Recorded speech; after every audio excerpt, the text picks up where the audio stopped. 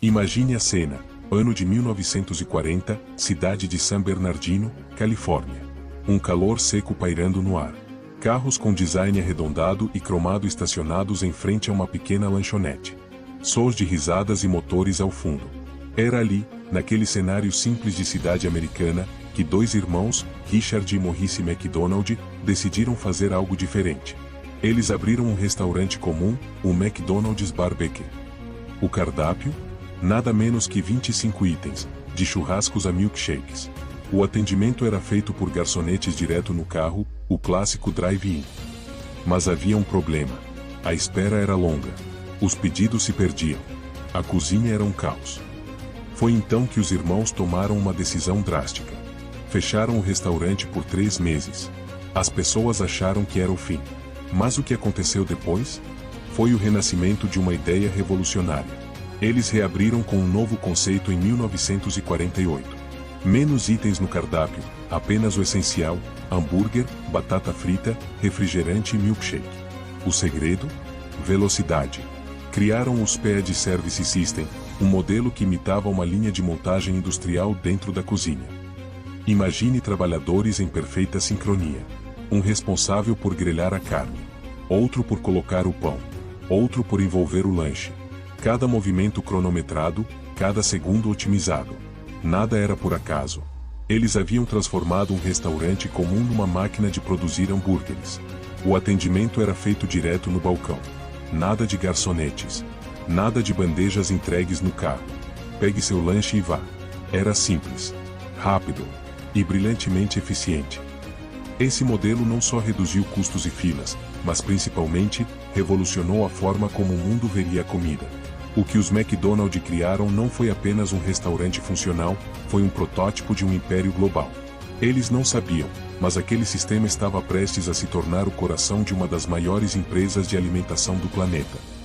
Naquele momento, o McDonald's ainda era apenas um ponto no mapa. Mas já carregava em sua essência o DNA da inovação. E tudo começou com uma decisão ousada: parar tudo, simplificar e reinventar completamente a maneira de servir. Em 1954, um homem de 52 anos, vendedor de máquinas de milkshake, dirige seu Cadillac pelas estradas dos Estados Unidos. Seu nome? Ray Kroc. Um sonhador incansável. Um homem que já tinha tentado de tudo na vida: vendedor de copos de papel, pianista, locutor de rádio. Mas o sucesso, esse ainda não tinha batido à sua porta. Até que um pedido incomum chama sua atenção. Uma pequena lanchonete na Califórnia solicita 8 máquinas de milkshake de uma vez. O que eles estão fazendo lá? Um milkshake por segundo? Ray decide ir pessoalmente até San Bernardino. E o que encontra ali muda tudo. O restaurante dos irmãos McDonald não era grande, nem luxuoso. Mas a eficiência, a organização, o fluxo de clientes, era algo fora do comum. Ele vê famílias felizes, filas que andam rápido, comida barata e padronizada sendo servida com precisão. E Ray Kroc enxerga o que os irmãos ainda não conseguiam ver: potencial. Escala. Um modelo replicável em todos os cantos da América. Ele se aproxima dos irmãos e propõe uma ideia ousada: franquear o restaurante. Levar aquele modelo para o país inteiro. Richard e Maurice hesitam. Eles não sonhavam grande. Queriam apenas manter o controle do restaurante local. Mas Ray Kroc não desiste. Ele convence os irmãos a deixá-lo liderar o crescimento da marca, e assim, em 1955, nasce a McDonald's Corporation. O primeiro restaurante franqueado abre em Des Plaines, Illinois. E ali, Ray Kroc começa a reescrever a história. Ele não está vendendo só hambúrgueres. Está vendendo uma experiência padronizada, uma marca com identidade.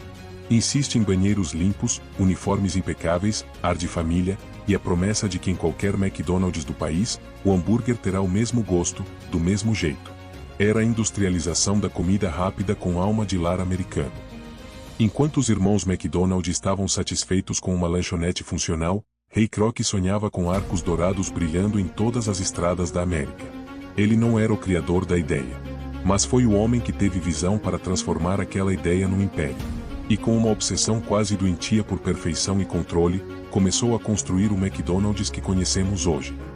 Mas o que Ray fez em seguida, foi o ponto de virada que mudaria para sempre a relação dele com os irmãos fundadores. e marcaria o início de uma disputa silenciosa pelo nome McDonald's, pela marca e pela história. Enquanto Ray Kroc abria uma unidade atrás da outra, os irmãos McDonald começaram a se incomodar. Eles viam o nome da família crescendo em todo o país, mas sem controle direto sobre os padrões, sem receber uma fatia justa dos lucros. Ray, por outro lado, enfrentava obstáculos. O contrato original com os irmãos limitava sua expansão, e ele precisava de mais autonomia para fazer o McDonald's decolar de verdade.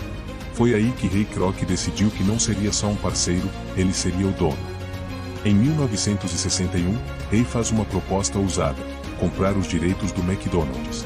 Ele ofereceu 2,7 milhões de dólares, o suficiente para que cada irmão saísse com 1 milhão limpo após os impostos. Parece justo, não é? Mas a negociação veio com uma cláusula silenciosa. Ray prometeu, informalmente, pagar 0,5% do faturamento bruto anual da rede para os irmãos. Um acordo verbal. Sem contrato assinado. Eles aceitaram. Sem advogados. Sem garantias. Ray comprou a marca. Comprou o nome. Comprou o direito de apagar os irmãos da história oficial. Dias depois do contrato ser assinado, ele simplesmente abriu uma loja McDonald's na esquina oposta ao restaurante original dos irmãos. Resultado? O restaurante dos fundadores faliu em pouco tempo. Ray havia vencido. E o acordo verbal? O famoso 0,5% dos lucros que poderia render bilhões com o tempo? Nunca foi pago. Ray Kroc negou tudo. Disse que não havia prova alguma. E os irmãos, sem força legal, sem estrutura e sem recursos, viram o McDonald's se tornar o maior império da alimentação do planeta, sem receber mais nada por isso. Ray reescreveu a narrativa. Nos documentos da empresa, ele aparecia como o único fundador. Os nomes de Richard e Maurice McDonald foram apagados dos registros oficiais. E a história que o mundo passou a conhecer foi a dele. A do vendedor visionário que criou o McDonald's do zero. Mas nos bastidores, a verdade era bem diferente. Essa jogada foi, ao mesmo tempo, genial e cruel. E se por um lado Ray Kroc construiu um império inegável, por outro, deixou uma mancha eterna na origem do McDonald's. Uma história que poucos conhecem. E que, até hoje, levanta uma pergunta incômoda: o sucesso justifica qualquer coisa? Após eliminar os fundadores da história, Ray Kroc tinha o campo livre. Agora, era hora de transformar o McDonald's em um império global. E ele não perdeu tempo. Enquanto outras empresas cresciam com cautela, Ray acelerava como um foguete. Em poucos anos, a marca passou de dezenas para centenas de unidades. Cada nova loja seguia um modelo milimetricamente padronizado, com processos cronometrados, arquitetura replicada, cardápio idêntico e até o tom de voz dos atendentes era treinado. Mas o grande trunfo não foi só a velocidade. Foi a genialidade por trás da operação. Ray fundou a McDonald's Corporation e criou uma estratégia revolucionária. Ele não vendia hambúrgueres. Vendia imóveis. Como assim? Ray Kroc fundou a Franchise Hewitt Corporation, uma empresa que comprava os terrenos onde os restaurantes seriam construídos. Os franqueados não podiam simplesmente abrir uma loja onde quisessem. Eles alugavam os terrenos do próprio McDonald's. Resultado? Além dos royalties sobre as vendas, a empresa recebia aluguel mensal de cada unidade. Isso fez o lucro explodir. E enquanto o modelo de negócios fazia fortuna nos bastidores, na frente das câmeras, o McDonald's se tornava parte da cultura americana. Os arcos dourados viraram símbolo de progresso. As crianças se encantavam com Ronald McDonald, os brinquedos dos lanches felizes e os playgrounds coloridos.